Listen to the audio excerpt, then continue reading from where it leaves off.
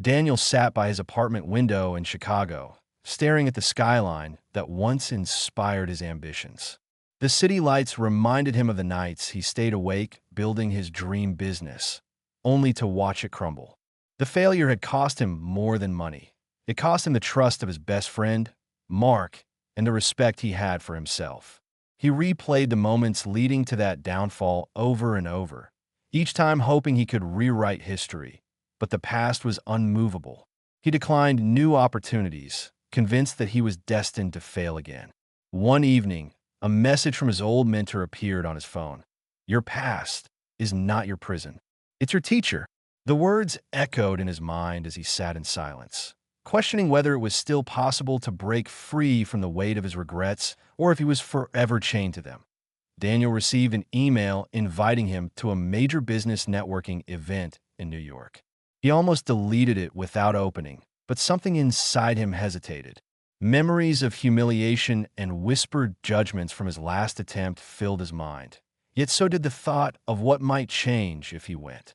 On the train ride to New York, he met Sarah, a young author drafting her second book about turning failure into resilience.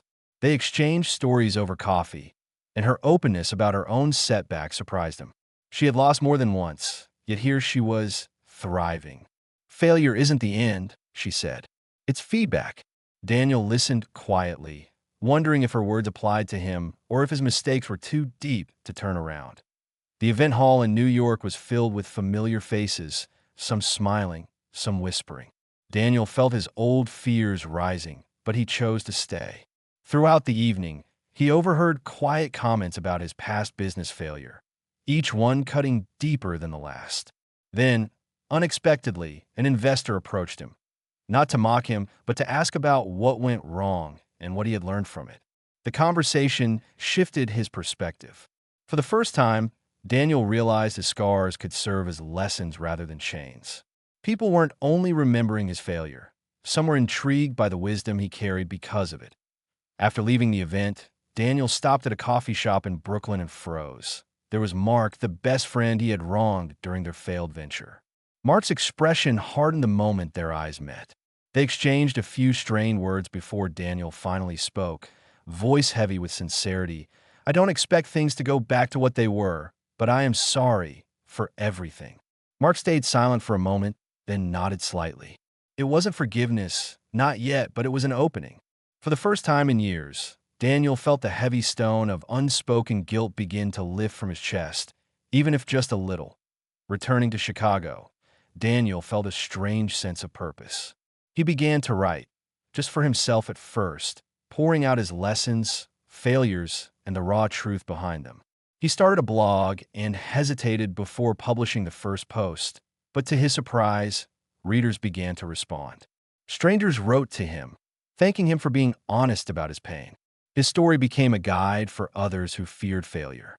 One day, he received an email from a small startup asking for his consulting advice. It wasn't much, but it was a start, proof that his past could create opportunities, not just wounds. Daniel began to reflect on what letting go truly meant. He had apologized to Mark, but he realized forgiveness was something he also owed himself. He started mentoring young entrepreneurs, not from a pedestal of success, but from the trenches of experience. Each session reminded him of how far he had come, not because he avoided mistakes, but because he embraced them. Letting go didn't mean forgetting. It meant releasing the hold those mistakes had over his future. Slowly, he felt himself becoming lighter, more open to the life ahead.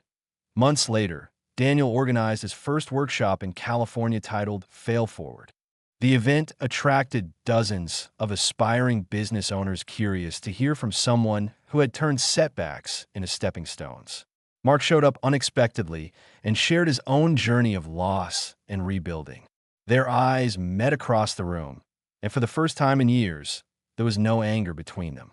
Afterward, they spoke and agreed that their failure, while painful, had been the beginning of something greater for both of them. 1 year later, Daniel stood on a stage in San Francisco, speaking to a crowd about how letting go of the past changed his life. He told them how failure had once defined him, and how that same failure had now become the foundation of his new mission. The scars were still there, but they no longer burned. They had become his credentials. He ended his talk with a quiet but powerful truth. Your mistakes are not your ending. They are the soil in which your future can grow. The crowd rose in applause, and Daniel smiled. Not because the past was erased, but because it had been transformed.